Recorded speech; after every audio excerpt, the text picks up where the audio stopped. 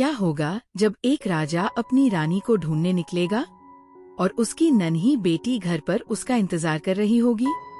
ये कहानी सिर्फ एक शेर की नहीं, बल्कि एक दास्तान है परिवार, संघर्ष और एक महान वारिस की। फिल्म की शुरुआत में हमें सिम्बा शेरों के राजा से मिलवाया जाता है। वो नाला से शादीशुदा है और उनकी एक प्यारी सी बेटी है जिसका नाम केरा है। सब कुछ अच्छा चल रहा होता है, लेकिन फिर कहानी में आता है एक बड़ा ट्विस्ट। एक दिन नाला शिकार पर जाती है, लेकिन रास्ता भटक जाती है। वो घर लौटने की लाख कोशिश करती है, पर नाकाम रहती है। थक हार कर वो एक गुफा के नीचे बैठ जाती है, इस उम्मीद में कि सिम्बा उसे लेने जरूर आएगा। अब सवाल ये है, क्या सिम्बा अपनी रानी को वापस ला पाएगा या फिर यह बिछड़ाव हमेशा के लिए हो जाएगा? सिम्बा बिना देर किए अपनी प्यारी केरा को समझाता है, तुम बाकी जानवरों के साथ रहो और अपना ध्यान रखो, मैं तुम्हारी मम्मी को वापस लेकर आऊंगा। केरा अपने दोस्तों के साथ खेलने लगती है, तभी वहाँ रफीकी आता है, जो इस फिल्म में उसका दादा है। आओ केरा, मैं तुम्हें एक कहानी सुनाता हूँ। एक ऐसे शेर की कहानी जिसे सब आवारा समझते थे, लेकिन वो बना एक महान राजा। और यहीं से शुरू होती है असली कहानी। कई सालों से बारिश की कमी ने यहाँ के सभी जानवरों को कमजोर और बीमार बना दिया था।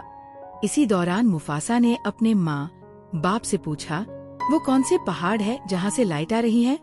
उसकी माँ मुस्कुराते हुए बोली, उस जगह का नाम मिलेले है और एक दिन हम वहाँ जरूर जाएंगे। मुफासा ने सुना था कि वहाँ के जंगल पीसफुल हैं और वहाँ के जानवर खुशहाल जिंदगी जीते हैं।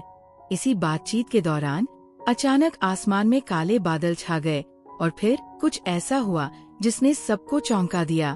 बारिश शुरू हो गई, पूरे जंगल में खुशी की लहर दौड़ गई। सभी जानवर खुशी से झूम उठे, लेकिन उन्हें क्या पता था कि ये खुशी बस कुछ देर की मेहमान है। धीरे धीरे बारिश इतनी तेज होने लगी कि जंगल में बाढ़ आ गई। पानी का बहाव इतना जबरदस्त था कि कई जानवर उसमें बहने लगे। इसी बीच मुफासा भी पानी में गिर गया।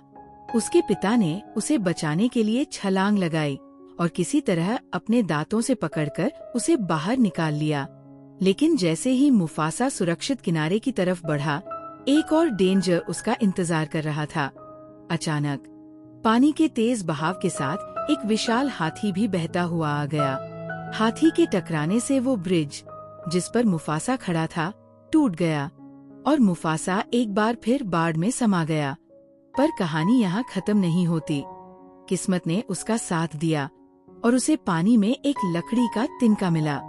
किसी तरह उस पर चढ़कर उसने अपनी जान बचा ली। लेकिन क्या बाकी जानवर भी बच पाए? तेज बहता पानी मुफासा को एक छोटे तालाब में ले जाता है, जहाँ उसकी मुलाकात एक नन्हे शेर टाका से होती है। लेकिन तभी टाका घबराकर चिल्लाता है, तेरे पीछे मगरमच्छ है। ये सुनकर मुफासा स्कैर्ड हो जाता है और तुरंत किनारे की तरफ तैरने लगता है। मगरमच्छ उसके करीब आते जा रहे थे और लग रहा था कि अब बचना मुश्किल है। तभी टाका की मम्मी सही वक्त पर वहाँ पहुँचती है। वो जोर से गरजती है और मगरमच्छ डरकर भाग जाते हैं। बचने के बाद टाका अपनी मम्मी से पूछता है, क्या हम मुफासा को अपने घर ले जा सकते हैं? लेकिन उनकी मम्मी मना कर देती है, क्योंकि उनके ग्रुप का एक स्ट्रिक्ट रूल था, हम किसी आउटसाइडर को अपने साथ नहीं रखते। मुफासा की आंखों में आंसू आ जाते हैं और वह कहता है, मैं कोई आवारा नहीं हूँ, मेरे पिता इस जंगल के राजा है, लेकिन बाढ़ ने हमें अलग कर दिया। ये सुनकर टाका की मम्मी का दिल पिघल जाता है और वो मुफासा को अपने घर ले जाती है। लेकिन जैसे ही वो घर पहुंचते हैं, टाका के पापा गुस्से से आग बुला हो जाते हैं। गुस्से में उसने टाका की माँ से कहा, हम अपने ग्रुप में आवारा नहीं रखते। तभी मुफासा ने तुरंत जवाब दिया, मैं आवारा नहीं हूँ, मेरा विश्वास है कि एक दिन मेरे माँ बाप मुझे ढूंढ लेंगे। और वैसे भी मैं काफी टैलेंटेड हूँ, मैं इतनी तेज दौड़ सकता हूँ कि तुम मुझे हरा नहीं सकते। ये सुनकर राजा मुस्कुराया और बोला, अगर ऐसा है तो टाका को हरा के दिखाओ, फिर देखेंगे तुम कितने टैलेंटेड हो। रेस शुरू होती है और जैसे ही दौड़ आगे बढ़ती है, साफ दिखता है कि टाका की स्पीड मुफासा से कहीं ज्यादा थी।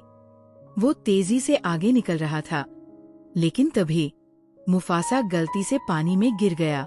वो डूबने वाला था, पर सही वक्त पर टाका ने उसकी जान बचा ली। लेकिन इसके बाद भी टाका आगे था और अगर वो चाहता तो रेस आसानी से जीत सकता था। लेकिन उसे एक दोस्त, एक भाई की जरूरत थी। टाका ने अपनी स्पीड धीरे कर दी और इस तरह मुफासा रेस जीत गया।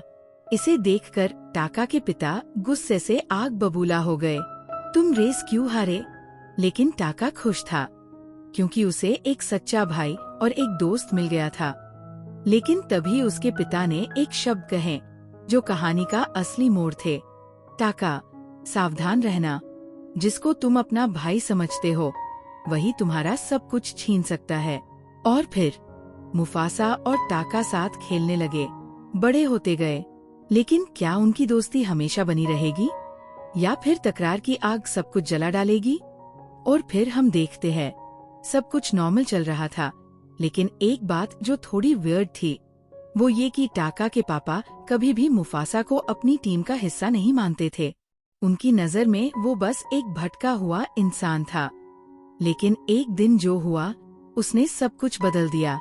उस दिन मुफासा अपनी माँ के साथ हंटिंग पर गया, मतलब टाका की मॉम के साथ। टाका छुपकर देख रहा था।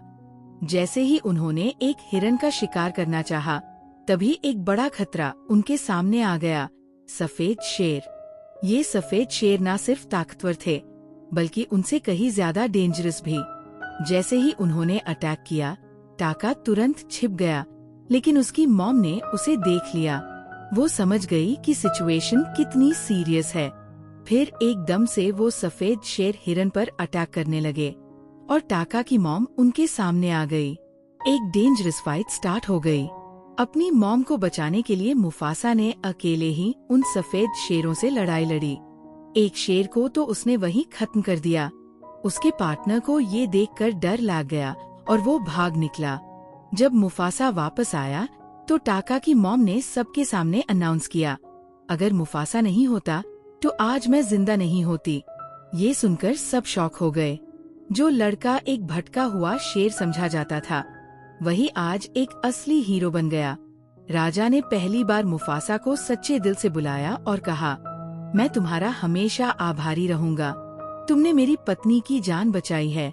लेकिन तभी मुफासा को एक अजीब सा एहसास हुआ। उसने कहा, मुझे महसूस हो रहा है कि बाघ बदला लेने आ रहे हैं। अगर तुम चाहो तो वहाँ एक मैसेंजर भेज सकते हो, ताकि हमें उनकी प्लानिंग का पता चल सके। राजा ने बिना समय गवाए अपना संदेशवाहक सफेद शेरों के इलाके में भेज दिया। लेकिन जब वो वहाँ पहुँचा तो जो सच सामने आया, उसने सबको हिलाकर रख दिया। जिस बाघ को मुफासा ने मारा था, वो कोई और नहीं बल्कि राजा का ही बेटा था। अब राजा का दिल बदले की आग में जल उठा था। अब होगा असली खेल। राजा का फैसला क्या होगा? गुस्से में जलते राजा ने तय किया कि मुफासा को मारना ही होगा। लेकिन जब उसे पता चला कि दूसरे शेर ने उसके ही बेटे को अकेला मरने के लिए छोड़ दिया था, तो उसने पहले उस शेर को बेदर्दी से खत्म कर दिया। लेकिन अब मामला और खतरनाक हो चुका था। मुफासा के झुंड को अब एहसास हुआ कि उनके दुश्मन सिर्फ बेदर्द ही नहीं, बल्कि बहुत ताकतवर भी है। राजा का संदेशवाहक तेजी से लौट कर आया और उसने डरते हुए कहा, हम उनके साथ मुकाबला नहीं कर सकते। उनके एक शेर के बराबर हमारे 2 शेर हैं और वो हमसे कई गुना ज्यादा तेज है। अब एक भयानक युद्ध करीब था। राजा घबरा गया और उसने टाका से कहा, अगर तुम्हें राजा बनना है तो तुम्हें यहाँ से भागना होगा, वरना सब खत्म हो जाएगा और हमारा नाम तक मिट जाएगा। जब राजा पर संकट आए तो क्या उसे भाग जाना चाहिए या लड़ाई लड़नी चाहिए? जैसे ही सुबह की पहली किरणें धरती पर पड़ी, टाका की माँ ने चिंतित होकर टाका और मुफासा से कहा, देखो बेटा, वो सामने जहाँ सूरज की रोशनी पहाड़ों के बीच से आ रही है, उसे मिलेले कहते हैं। तुम्हें वहीं जाना होगा और तब तक रुकना होगा जब तक ये खतरा खत्म न हो जाए। जब सही समय आएगा, तुम फिर से अपने राज्य की देखभाल कर सकोगे। टाका और मुफासा ने वहां से निकलने का फैसला किया, लेकिन तभी कुछ ऐसा हुआ जिसकी किसी को उम्मीद नहीं थी। अचानक एक सफेद शेरों का झुंड वहां आ पहुंचा। उनके राजा की आंखों में गुस्से की लपटें थीं। उसने टाका के पिता से गहरी आवाज में पूछा, कौन है जिसने मेरे बेटे को मारा? टाका के पिता ने ऐसे एक्ट किया जैसे उन्हें कुछ पता ही नहीं, लेकिन सफेद शेरों के राजा को उन पर शक हो गया। तभी बाकी शेरों ने इधर उधर खोजबीन की और उन्हें पता चला कि 2 शेर यहाँ से भाग गए हैं। शेरों का झुंड फौरन उनका पीछा करने लगा। उनकी स्पीड इतनी फास्ट थी कि उन्होंने जल्द ही टाका और मुफासा को घेर लिया।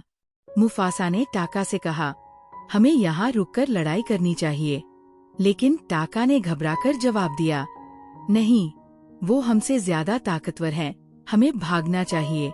तभी सफेद शेरों का राजा उनके सामने आ खड़ा हुआ। उसने गुस्से में दहाड़ते हुए पूछा, बताओ, हमारे नवाब को किसने मारा? मुफासा ने बिना डरे कहा, मैंने उसे मारा। लेकिन सफेद शेरों ने उसकी बात पर यकीन नहीं किया, क्योंकि टाका के जख्मों से रॉयल ब्लड की महक आ रही थी। और तभी सफेद शेरों को समझ आ गया कि असली कातिल कौन है। हालांकि मुफासा ने भी कहा था, टाका को छोड़ दो, ये सब मेरी गलती है, लेकिन अब हालात बदल चुके थे। सफेद शेर उनके पीछे थे और भागने के अलावा कोई चारा नहीं था। टाका और मुफासा दौड़ते हुए पहाड़ी के आखिरी किनारे पर पहुंच गए, जहां नीचे सिर्फ गहरा पानी था। इससे पहले कि सफेद शेर उन्हें पकड़ पाते, दोनों ने एक रिस्की डिसीजन लिया और पानी में छलांग लगा दी। पानी का तेज बहाव उन्हें दूर एक मैदान में ले आया। अब सवाल ये था, आगे क्या? रात हो चुकी थी, भूख लग रही थी और खाने का कोई सोर्स नहीं था। तभी जंगल से एक अजीब सी खुशबू आई। क्या कोई और भी यहाँ था? टाका और मुफासा उस खुशबू के पीछे गए और सामने आई एक शेरनी, साराबी। साराबी ने उन्हें देखा और रिलीफ की सांस ली। उसने बताया कि सफेद शेरों का खौफ पूरे जंगल में फैला हुआ है। उन्होंने मेरा पूरा ग्रुप मार दिया, सिर्फ मैं बची हूँ। यहाँ हमें एक छोटा इंटेलिजेंट बर्ड जाजू भी दिखता है, जो साराबी के लिए एक जासूस की तरह काम करता था। जाजू ने चेतावनी दी, सफेद शेर कभी भी आ सकते हैं, हमें छिप जाना चाहिए। अब सराबी भी वही जाना चाहती थी, जहाँ टाका और मुफासा सेफ रह सकते थे। लेकिन क्या उनका प्लान सफेद शेरों को चकमा देने में कामयाब होगा, या फिर ये सफर और भी खतरनाक होने वाला है? थोड़ा आगे बढ़ते ही उन्हें खाने की डिलीशियस स्मेल आई। ये वही खुशबू थी जो उन बंदरों के शिकार से आ रही थी। यही मुफासा की पहली बार मुलाकात रफीकी से हुई।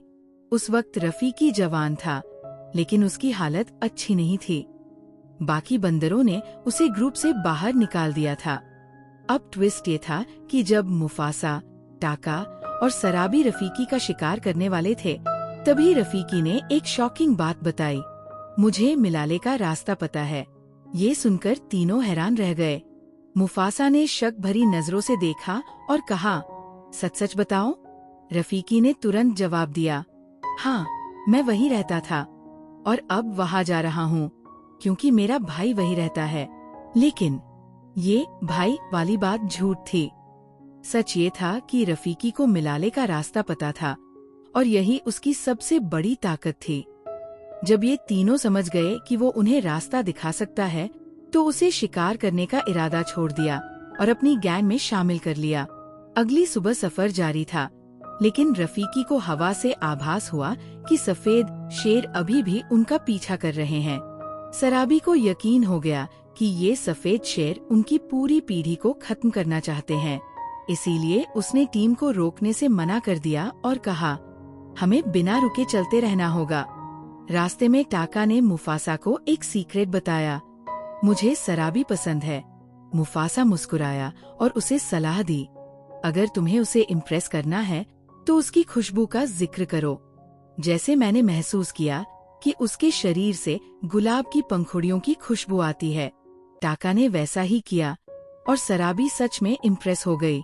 लेकिन ये प्यार वाली कहानी ज्यादा देर तक नहीं चलने वाली थी। आगे का नजारा डराने वाला था। उनके सामने हाथियों का झुंड था और पीछे सफेद शेर बहुत करीब आ चुके थे। ये शेर ऊंची छलांग मार सकते थे और एक झटके में पहाड़ पार कर चुके थे।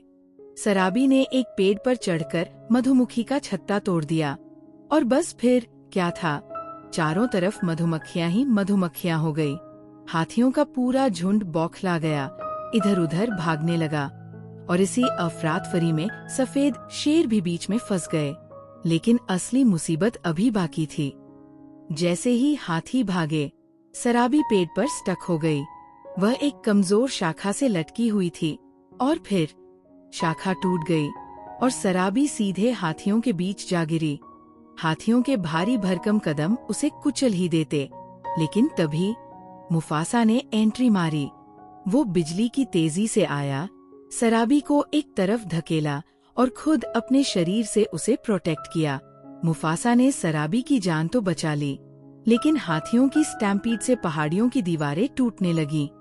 अब रास्ता ब्लॉक हो चुका था, यानी सफेद शेर का खतरा टल गया था, लेकिन सराबी बेहोश थी। तभी रफीकी आया। उसने सराबी की गर्दन की मसाज की और कुछ ही देर में सराबी होश में आ गई। जैसे ही उसने आंखें खोली, सबसे पहला सवाल, किसने मेरी जान बचाई? लेकिन यहाँ मुफासा ने एक ट्विस्ट डाल दिया। उसने झूठ बोलते हुए कहा कि टाका ने उसकी जान बचाई। वो चाहता था कि सराबी टाका से इम्प्रेस्ड हो जाए, लेकिन टाका खुद भी शॉक था। सराबी बाहर आई और ताक को थैंक यू कहा, लेकिन असली बात सिर्फ रफीकी जानता था। वह मुफासा की ब्रेवरी से और भी ज्यादा इम्प्रेस्ड हो गया। मुफासा न सिर्फ बहादुर था, बल्कि अपने भाई के लिए भी एक शील्ड की तरह था। आगे सफर जारी था। वे स्नो माउंटेन्स के पास पहुंचे, लेकिन एक नई प्रॉब्लम सामने थी। बर्फ पर उनके पैरों के फुटप्रिंट्स साफ दिख रहे थे, जिससे सफेद शेर कभी भी उनका पीछा कर सकते थे। तभी मुफासा ने एक और ब्रिलियंट आइडिया दिया। उसने जाजू से कहा कि बर्फ से उनके फुटप्रिंट्स मिटा दे, और ये आइडिया परफेक्ट काम कर गया। जब व्हाइट लायंस वहां पहुंचे, तो उन्हें कोई भी निशान नहीं मिला और वे कंफ्यूज्ड हो गए कि अब किस तरफ जाना चाहिए। यही नहीं, सराबी भी मुफासा की इस इंटेलिजेंस से इम्प्रेस्ड हो गई। उसे अब एहसास होने लगा कि वही असली हीरो था, जिसने अपनी जान दांव पर लगाकर उसकी जान बचाई थी। टाका नहीं, बल्कि मुफासा ही असली प्रोटेक्टर था। असली कहानी यहाँ से शुरू होती है, जब साराबी मुफासा की ओर अट्रैक्ट होती है। लेकिन क्या होगा जब दो शेरों के बीच एक बड़ा झगड़ा हो जाए? मुफासा ने साराबी को समझाने की कोशिश की कि ये सब टाका ने किया था, लेकिन साराबी चाहती थी कि मुफासा इस बात को माने कि उसने ही सब कुछ किया है। तभी टाका को इस रिश्ते में जलन होने लगती है और उसे लगता है कि मुफासा उसे धोखा दे रहा है। उसकी यादों में उसके पिता की चेतावनी गूंजने लगती है, एक दिन मुफासा तुमसे सब कुछ छीन लेगा। गुस्से में टाका सफेद शेरों के पास जाता है और कहता है, ये मैं नहीं था, ये सब मुफासा का काम था। मेरे खून में शाही खून है और मुफासा ने तुम्हारे बेटे को मारा। अब टाका कहता है, मैं मुफासा को पकड़ने में तुम्हारी मदद करूंगा, क्योंकि मुझे उससे बदला लेना है। हम मिलकर मुफासा को ढूंढेंगे और उसे सजा देंगे। अंधेरे में मुफासा को बिल्कुल भी अंदाजा नहीं था कि टाका ने उसके लिए एक जाल बिछाया है। अगले दिन सुबह दोनों अपनी यात्रा जारी रखते हैं और अंततः पहाड़ पार करते हुए मिलेल पहुंच जाते हैं। यहाँ मुफासा को बहुत खुशी होती है, क्योंकि वह हमेशा अपनी माँ से इस जगह के बारे में सुनता आया था और उसका सपना था कि वह एक दिन अपने परिवार के साथ यहाँ आए। मुफासा ने देखा कि सभी जानवर शांति से रह रहे थे, लेकिन तभी उनकी शांति चुराई जाती है। सफेद शेर का राजा सामने आता है। क्या सफेद शेर का ये डर सचमुच इतना बड़ा है? और अब मुफासा के पास सिर्फ एक मौका बचा है। क्या वह सभी जानवरों को एकजुट कर पाएगा? और वो उनसे कहता है, अगर तुम आज मेरी मदद नहीं करते तो सफेद शेर तुम्हारे बच्चों को खा जाएंगे। यह कहकर मुफासा ने मदद मांगी। जैसे ही सफेद शेर ने मुफासा पर हमला किया, सभी जानवरों ने उसे रोकने के लिए हमला किया। शेरनियां उसे फेंक देती है पहाड़ी से और मुफासा बुरी तरह घायल हो जाता है। सफेद शेर का राजा खुश होकर मुफासा को खत्म करने आता है, लेकिन क्या मुफासा हार मानने वाला है? इसी दौरान ताका का दिल बदल जाता है। क्या वह अपने दोस्त मुफासा को बचा पाएगा? ताका कूद पड़ता है मदद के लिए, लेकिन सफेद शेर की मर्जी के खिलाफ। और फिर एक चौंकाने वाली बात होती है। जब सफेद शेर ने फिर से हमला किया तो ताका भी घायल हो जाता है। अब मुफासा और ताका को एक साथ मिलकर लड़ना होगा। इस रोमांचक लड़ाई के बीच एक भयानक भूकंप आता है और पहाड़ झूलने लगते हैं। क्या ये भूकंप उन्हें बचाएगा या सफेद शेर को खत्म करने में मदद करेगा? देखिए कैसे मुफासा ने अपनी बहादुरी से सफेद शेर को मात दी। एक बड़ा पत्थर सफेद शेर पर गिरता है और वह मर जाता है। सभी सफेद शेर और शेरनियां डरकर भाग जाते हैं। अब मुफासा का नाम हर किसी की जुबान पर था। सभी ने उसे नया राजा मान लिया। और फिर एक चमत्कारी मोड़ आता है। मुफासा को उसकी माँ मिलती है। दोनों की आंखों में आंसू और खुशी का मिलाजुला असर होता है। लेकिन कहानी यही खत्म नहीं होती। जब ताका मुफासा से माफी मांगता है तो सब जानवर उसे गद्दार मानते हैं। मुफासा ने सबको डांटा और कहा कि ये मेरा हुक्म है कि टाका यहाँ रहेगा। मेरा भाई टाका मेरे साथ तब तक रहेगा जब तक मेरा राज चलेगा। मुफासा की अच्छाई देखकर टाका को और भी गिल्ट महसूस हुआ। उसने मुफासा से कहा कि वो उसे फिर से न याद करे और पहाड़ों की ओर चला गया। मुफासा की कहानी यहीं खत्म होती है, जिसे रफीकी कियारा को सुना रहा था। कहानी खत्म होने के बाद हमने देखा कि कियारा का पापा उसकी मम्मी को यहाँ लाए हैं। कियारा को पता चला कि अब उसका एक भाई है और उसे देखकर वो खुशी से भर गई। कहानी उनके खुश और एक साथ रहने के साथ खत्म होती है।